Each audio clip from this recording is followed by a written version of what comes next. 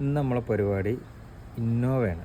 ഇന്നോവൻ്റെ complaint എന്താണെന്നുള്ളത് ഞങ്ങൾ കാണിച്ചു തരാം. കസ്റ്റമർ ഓടിക്കുമ്പോൾ കസ്റ്റമറിന് അതറിയില്ല, പക്ഷെ പുറത്തുള്ള ആൾക്കാർ കംപ്ലൈൻറ്റ് പറഞ്ഞതാണ്. അപ്പോൾ അങ്ങനെ നമ്മുടെ അടുത്തേക്ക് വണ്ടി എത്തി. ഒന്ന് സ്റ്റാർട്ടാക്ക്, ഗിയറിലിടെ, ആ ക്ലച്ച് വന്ന് കാലെടുക്കേ. ഇതാണ് കംപ്ലൈൻറ്റ്.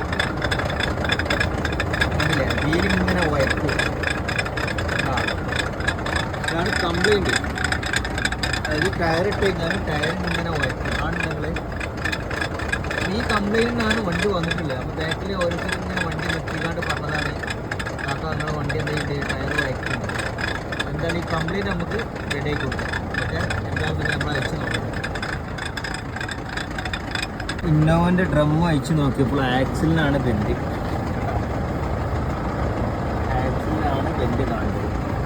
ഏകദേശം ഈ ഒരു വീലിൻ്റെ ഹബ്ബ് വരുന്നുണ്ടല്ലോ, ഈ ഒരു ഭാഗത്തിനാണ് ബെൻഡ്.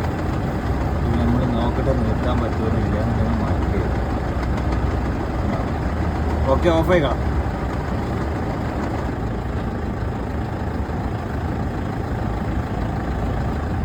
അപ്പോൾ നമ്മൾ ഇന്നോവൻ്റെ ആക്സിൽ നമ്മൾ ഊരിയിട്ടുണ്ട്. ആക്സിൽ നമ്മൾ ഊരി നോക്കിയപ്പോൾ അതിൻ്റെ ABSൻ്റെ ഒരു ലൈറ്റ് ഇടയ്ക്കിടയ്ക്ക് കത്തുന്നെന്ന് കസ്റ്റമർ പറഞ്ഞിരുന്നു.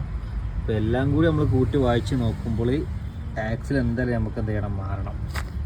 ആക്സിലിൻ്റെ ഷേക്കിങ് കാണിച്ചാൽ ഇതിൽ ഓൾറെഡി എന്തോ ഒന്ന് സംഭവിച്ചിട്ടുണ്ട്.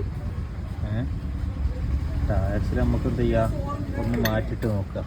ഓക്കെ, അപ്പോൾ ആക്സിൽ വന്നിട്ടുണ്ട്. കണ്ടിട്ട് കംപ്ലീറ്റ് ഒന്നും കാണില്ല. നമ്മൾ ഒന്ന് വണ്ടിമ്മ ഫിറ്റാക്കി നോക്കട്ടെ. ഓക്കെ.